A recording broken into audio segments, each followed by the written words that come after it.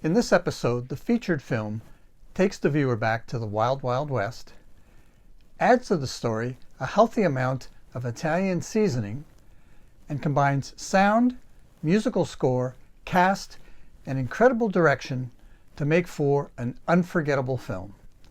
These stories and more from the 22nd row.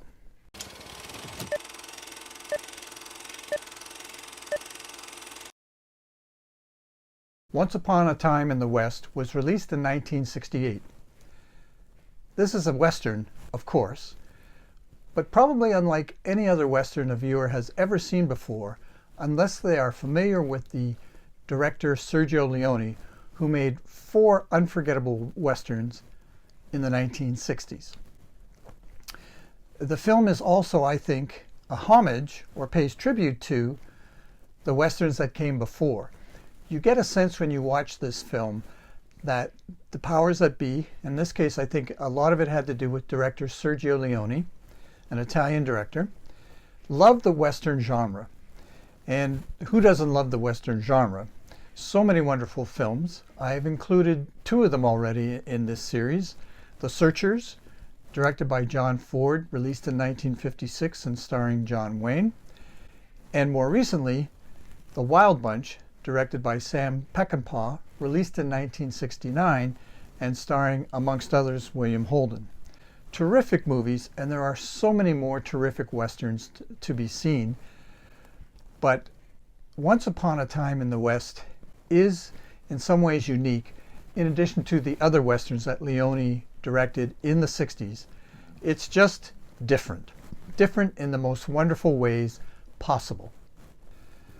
So the first-time viewer, or even the viewers, the movie-going public that went to the movies in 1968, may or may not have heard anything about Sergio Leone. He had made 3 other films before this film that were called, maybe not too nicely, but I don't think it's that unkind a description, spaghetti westerns, meaning that they were written and directed by Sergio Leone and his associates, shot in part in Italy, shot in Spain, but were about the Wild Wild West of the United States of America. So his films, right from the first film, A Fistful of Dollars, were different, were very different from the other Westerns that had come before it. He was able to acquire an up-and-coming star in 1964 when he shot A Fistful of Dollars, and that actor was a fellow named Clint Eastwood, who had done a lot of television and very few movies, and somehow was talked into, convinced, or suggested that doing a Western in Italy and Spain with this director Sergio Leone would be a great career move. As it turns out, of course, it was a spectacular career move. So we had this very unusual Western, a spectacular career move. So we had this very unusual Western called Once Upon a Time in the West, and our story begins in the most wonderful way, and very quickly with the opening 2 scenes tells us we're not in Kansas anymore, Toto. And so this first scene begins with, I don't want to say the word action, but begins right away to start telling the story. And it does so while the credits roll. Now, I have said many times in this series that I love good credits. And good credits do not guarantee a good movie or an enjoyable movie experience, but they don't hurt either. My favorite film doesn't have particularly exciting credits. Many of the films I like do have tremendous credits, and there's nothing fancy about the credits. They're very subtle, they're very straightforward, but they're just really well done. They appear on the screen and disappear from the screen while there's something happening on screen. And incredibly, the credits from start to end, and the end of the credits in the modern age of movie making was always when the director's name appears. He or she is the last name in the credits. Does not appear until the 10-minute mark of this film. Now, the screen is not inundated with credits. It's done very elegantly, very subtly, but it's wonderful.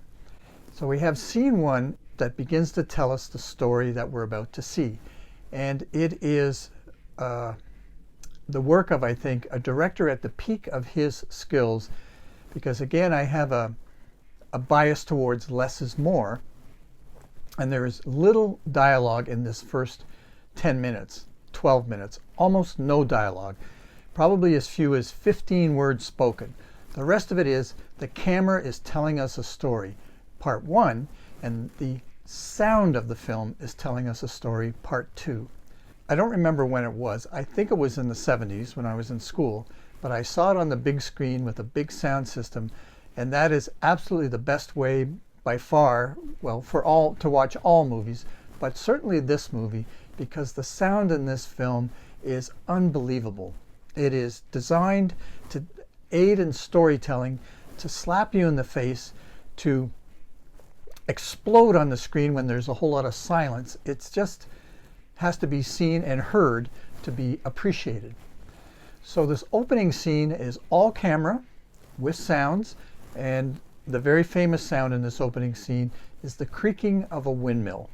Now it's not a windmill like a Holland windmill, but there were windmill-like machines that I guess were related to water towers and things like that. But it's here at this train station, and we have three very tough dudes who appear at this train station, and I guess, needless to say, they're waiting for the train to come in. So it's very quiet. You can hear a water droplet hitting the hat of one of these tough dudes.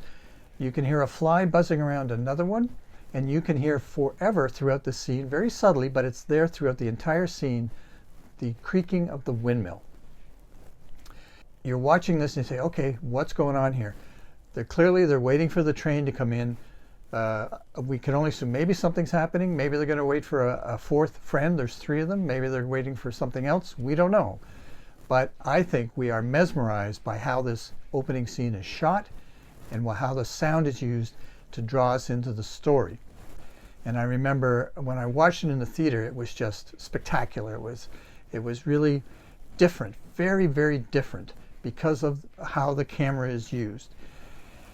And what happens is this quiet with just a few sounds, the droplet, water droplet, and the windmill, the fan that's turning very, very slowly, that scene is exploded by the train whistle. So we have a water droplet, we have a creaking of a fan turning, a windmill kind of fan turning, and we have the train whistle that absolutely shatters the quiet of the scene. And all of a sudden we're like, the train's coming, something's happening, something's about to happen, we don't know what.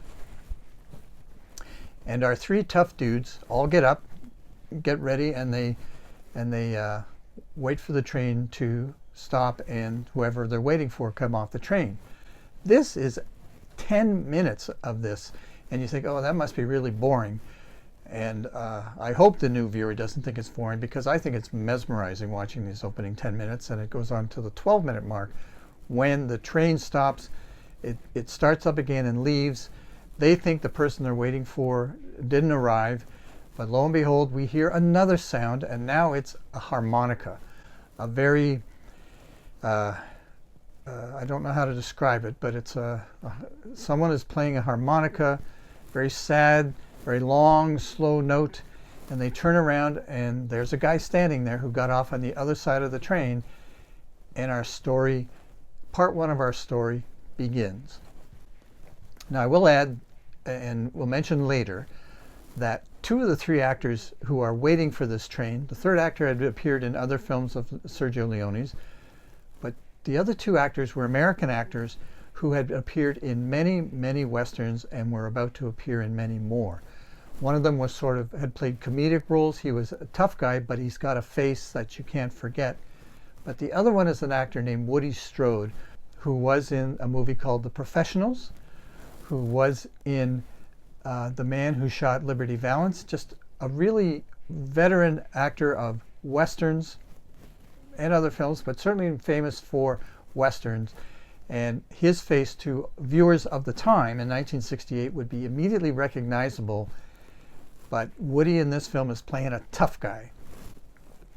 So something happens at exactly 12 minutes and 50 seconds of this scene that ends the scene more or less and starts our story. Something happens that is very action oriented. It's like what is going on here. The best kind of storytelling is they show us a little bit, but we don't really know the whys. We don't really know who these people are. All we know is that there's a conflict. And that's scene one. Okay, well, we're gripping the arms of the chair as we're watching this film and saying, wow, that was really, really cool. Now we have a second scene. And here we're in the middle of nowhere with a big farmhouse, and there's a bunch of tables outside the farmhouse, and it looks like they're getting ready for a party. We see the man of the house, the father, who's fiery red hair, and as we learn a little bit later, he's an Irishman, settler, come to America to start up a new life. There's a woman about his age, maybe a bit younger, who we find out very quickly is his sister. And then there are two boys, his sons, again with red hair. One is maybe an early teen, and the other one might be 7 or 8 years old, maybe 9 years old. And they're all hustling and bustling about because they're clearly preparing for a party. There's not a lot of talking. There's wood chopping, and there's drawing of water, and there's a few words back and forth, but not much. In this scene, again, the use of sound is spectacular. There are birds making noise in the background. They are out in the middle of nowhere, but there's sagebrush and a lot of desert and some mountains behind the house. And noises, I don't know if it would be cicadas or whatever, but there's that steady noise that is sort of like birds chirping, but not quite. And then it stops dead. There's not a sound. It stops dead. And he looks up and looks around and says, that doesn't sound right. And his sister looks around, and that doesn't sound right. But then that noise starts up again, whether it's the cicadas or the birds chirping or whatever. And it's okay, everything's back to normal. And we just see them hustling and bustling a bit, and the father tells the elder son that he's got to get ready to go into town to pick up this woman that they're waiting for. It turns out it is the man's wife. And the boy gives him a little bit of lip, and again, it's very quiet. It's a very quiet scene. And the father comes over to the boy and smacks him in the face, and the sound of the smack is completely exaggerated for the soundtrack.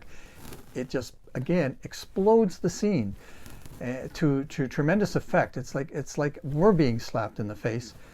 But immediately after he says, now, get ready and go and, or your mother to be. It's not his birth mother, but her mother-to-be has got this black dress, and she looks spectacular, and she's a gorgeous woman, etc., etc. But then the sound dies again, and now the father, he's nervous, and something else happens. A lot of action, it's jaw-dropping, and we eventually are introduced to our number one bad guy in this movie.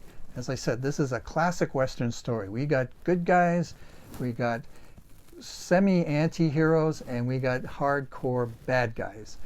And our bad guy appears, and moviegoers of 1968 would recognize the lead bad guy instantly because his name was Henry Fonda. Another, I think, safe enough to say, legend of Hollywood. Started making movies maybe in the mid-30s. And continued to make movies right up to the late 80s. I'm not sure how late, but certainly for 20 years after this film.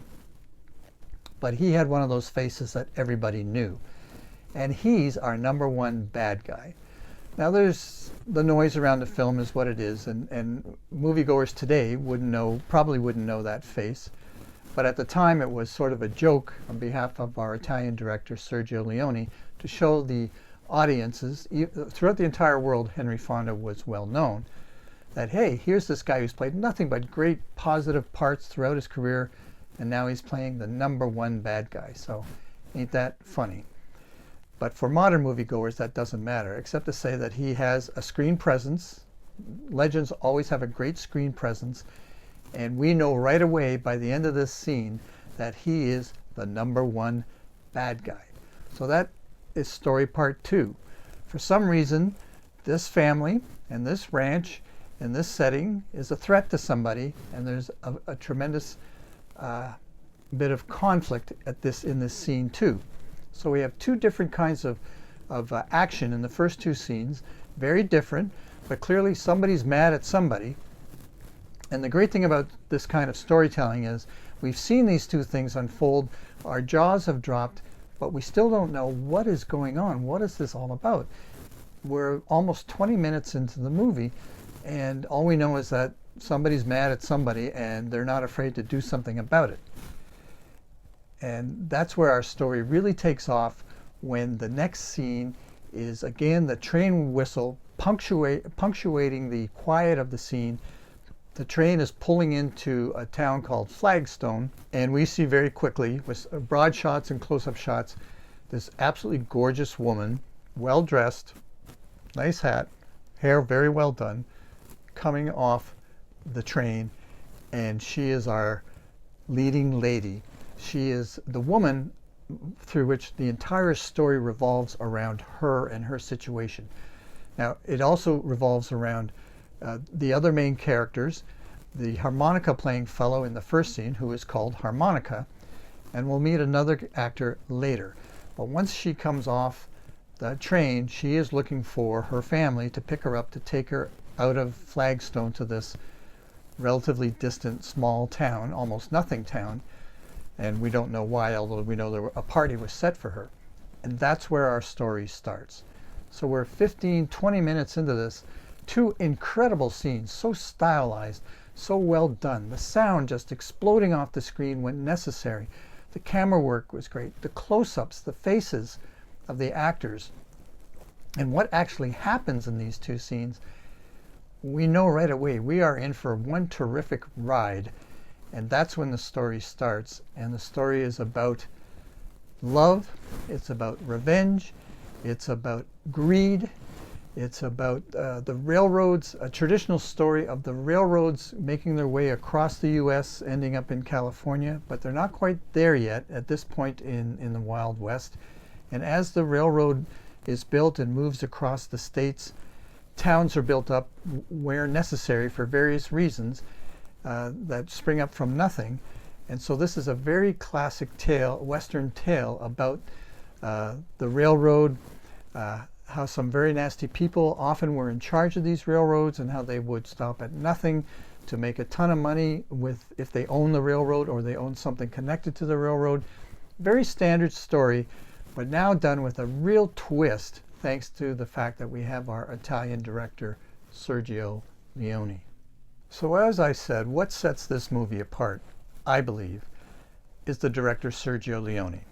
And though I have said many times in the past that it is difficult to give credit to however successful or however much I like a movie to the director, it could be the writer, it could be the actor had a tremendous influence in the material, it could be the producer behind the story.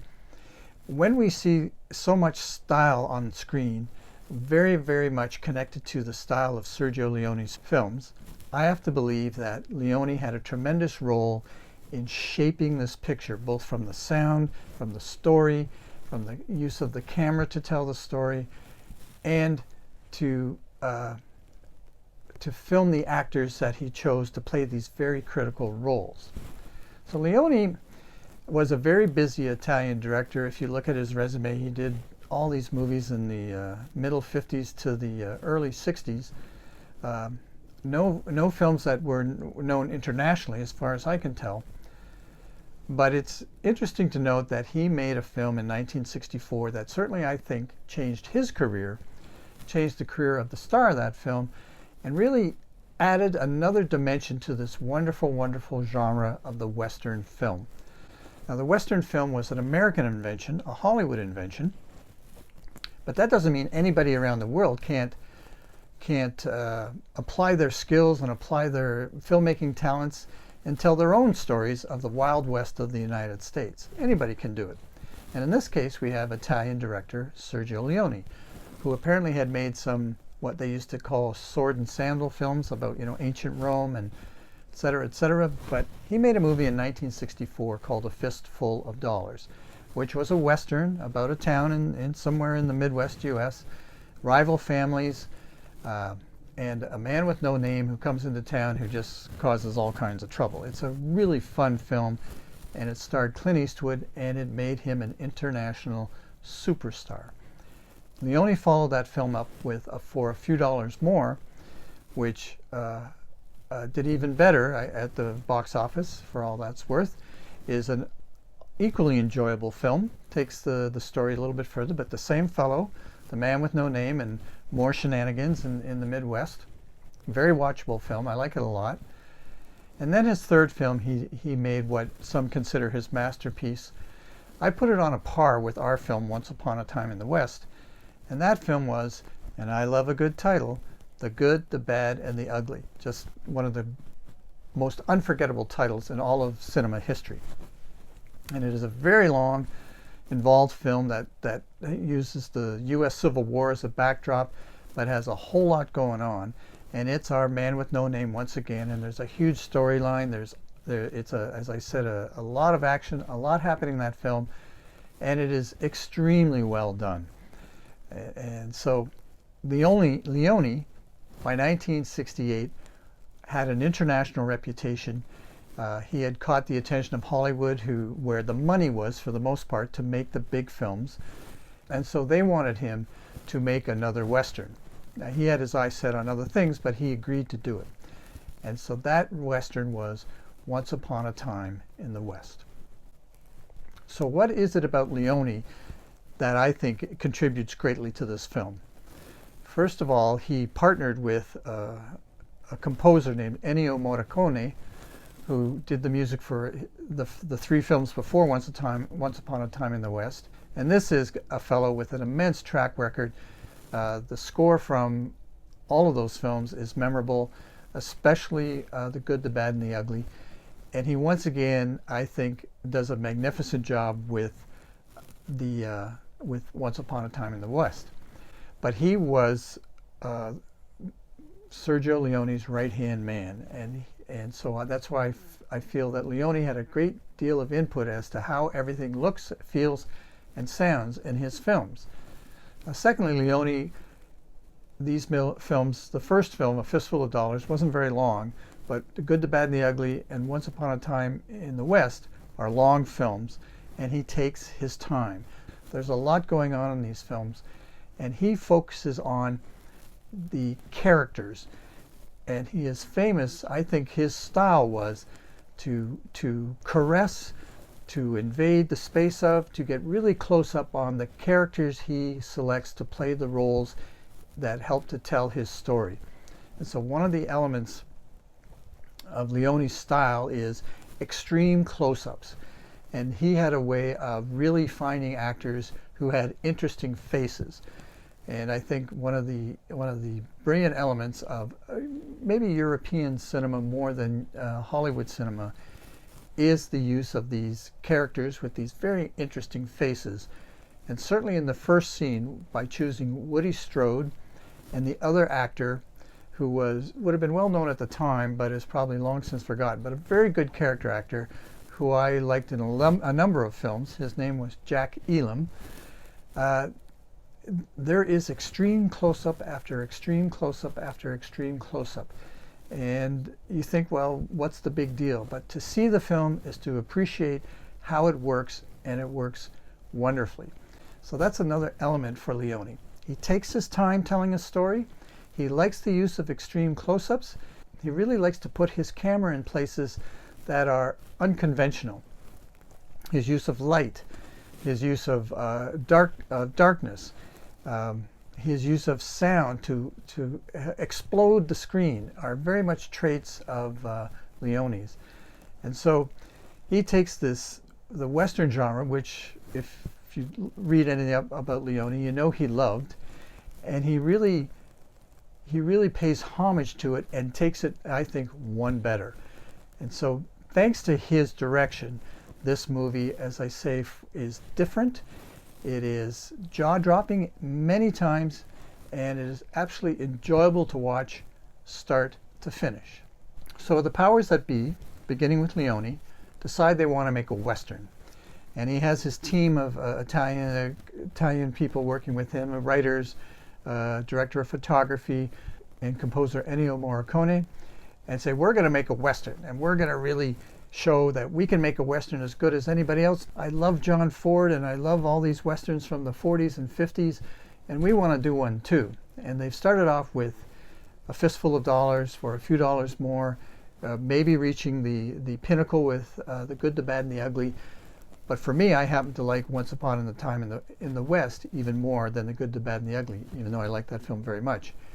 And so, okay, we've got this terrific story. It's really classic. It's got revenge. It's got love. It's got tragedy. It's got good guys, really good guys. It's got really bad guys. I mean, everything you want in a Western. Lots of horses. So now, as usual, we got to populate this film. We got to get the faces we want. We got to get the actors we want, because these guys are going to carry this story through, and they've got to do exactly what is necessary in this kind of film to make it work. And one of the things I like about Once Upon a Time in the West is it has an enormously powerful female lead. And as I've said before, I like movies that have a very prominent female role to go along with the usually prominent male roles. And especially in Westerns, it's quite common to have a very reduced role for the women. The wives of the soldiers, or the female head of the family, and they play minor roles. But in this movie, the story revolves around our female lead, Mrs. McBain. I think her name is Jill McBain. And so she isn't the most central character. There are three other characters who are equally important as she is in the telling of the story. None of these people would exist if it wasn't for what's happening to her. So she is critical. She has to be gorgeous. She has to have a look of toughness. She can be soft, but not gentle looking. She has to look like a woman who can survive in the difficult, savage world of the Midwest at this time. And so the selection was an actress named Claudia Cardinale. Now, by the time I saw this film, I knew Claudia Cardinale quite well, because I had seen her in two other films. Now, she has quite a background, North Africa, Italy, whatever, but she was a spectacularly attractive woman, but she had a sense of toughness in those eyes of hers. I saw her first in a comedy, a film released I think around 1963 called The Pink Panther, and she plays a princess. And again, her role is to be princess-like, gorgeous, a little bit cool, a little bit aloof, and that's a really fun film. Maybe we'll talk about that one another time. And she played in another Western that I like very, very much called The Professionals, where she plays a girlfriend, wife to a Mexican rebel. And it's a terrific film, also starring Woody Strode, who I mentioned appears in the first scene of this film. And so she was an international star by 1968. She was beautiful. She had done a lot of films in Europe. She had done Hollywood films. She was very highly regarded. And I think that casting for her as Mrs. McBain is inspired. I think she does a terrific job.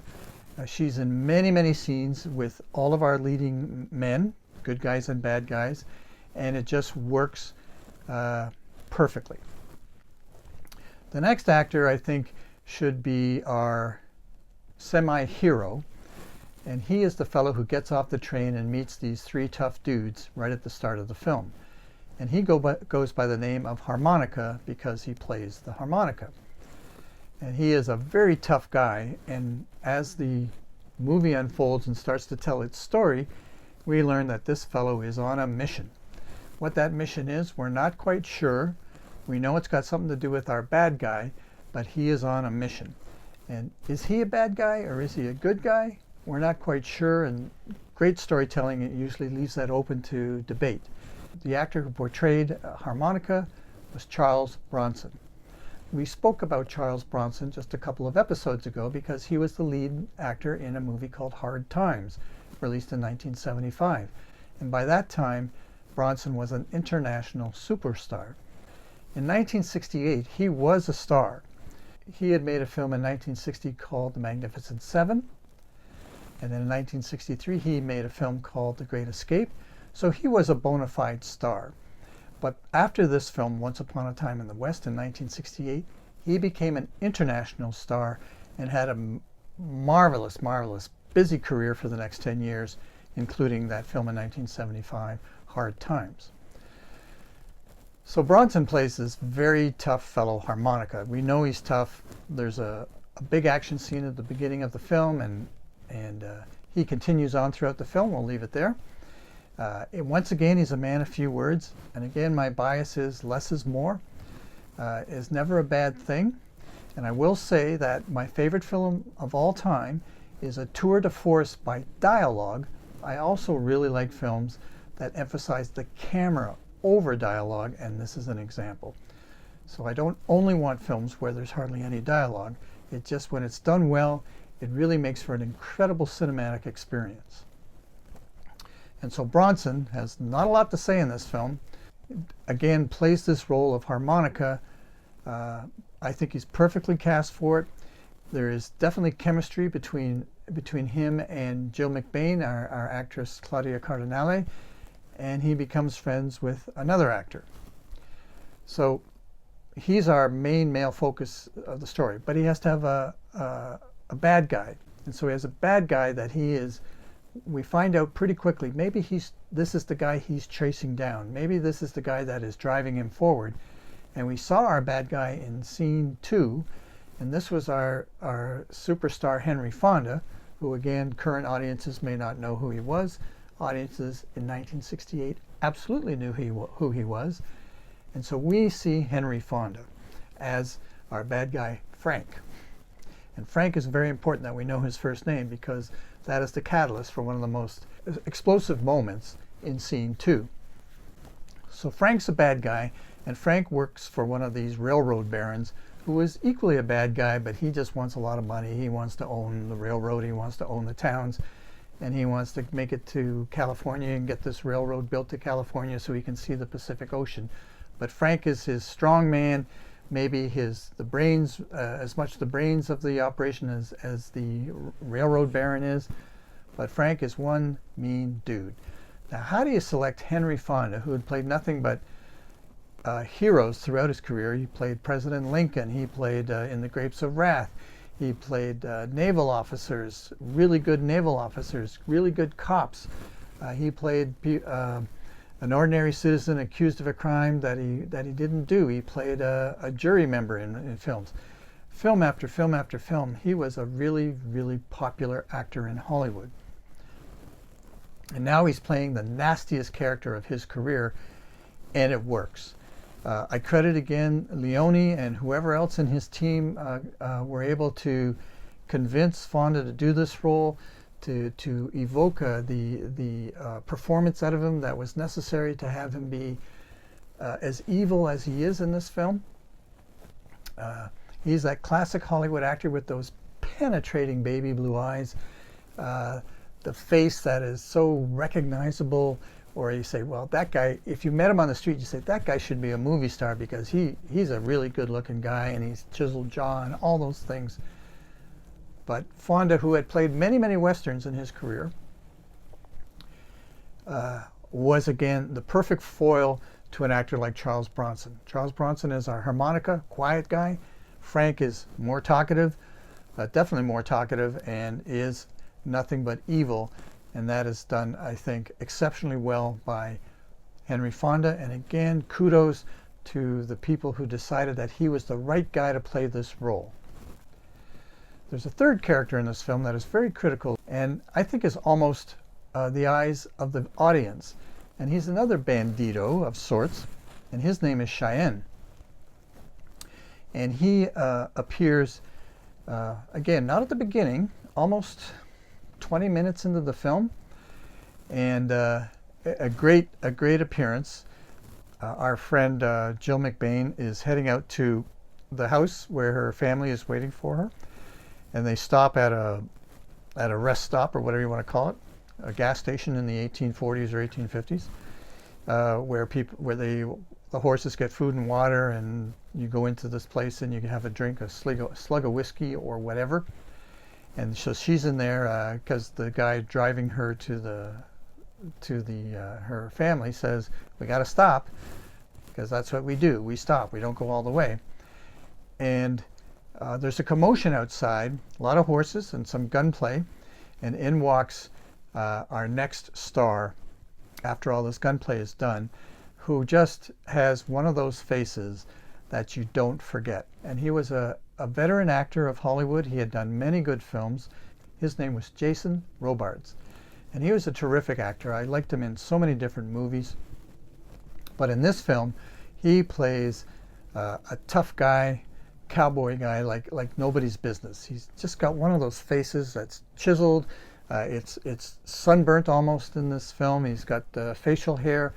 And at one point in the movie, later on in the film, she says, Jill McBain says to him at one point, you know, you're quite a handsome looking man. And it's kind of funny because there's no doubt that Jason Robards was a very handsome man, but he looks great as a cowboy. So he's important because he sees things that's going on. He meets harmonica. They're not really enemies, but they're aware of each other. They're aware of each other's strengths. So he's aware that, oh, what's this guy doing in town? And he knows what Frank's all about very, very quickly. I have to add that Cheyenne knows who Frank is, but they don't have any scenes together, which is important. But he's aware that Frank is out there and he is the #1 bad guy, not the railroad baron, who is bad in his own right. And he meets Jill McBain, and he really likes her. But the story tells us that there's something amiss, and Cheyenne is not happy that somebody is playing with his name. So he's angry, and one of the things he's trying to do is find out what's going on. And that's why I say this character in some way is the eyes and ears of we, the audience, because as he finds out what is going on, we find out what is going on. And so he has to figure out what the heck why we have this this scene 2, what happens in scene 2, why scene 1 occurred, why harmonica is who he is, or why bad guy Frank is who he is. And as the movie goes on, he finds out more and more about what really is going on in the story. So he's a very critical part of this storytelling. And once again, he does a terrific job. You like him in the film. You like harmonica.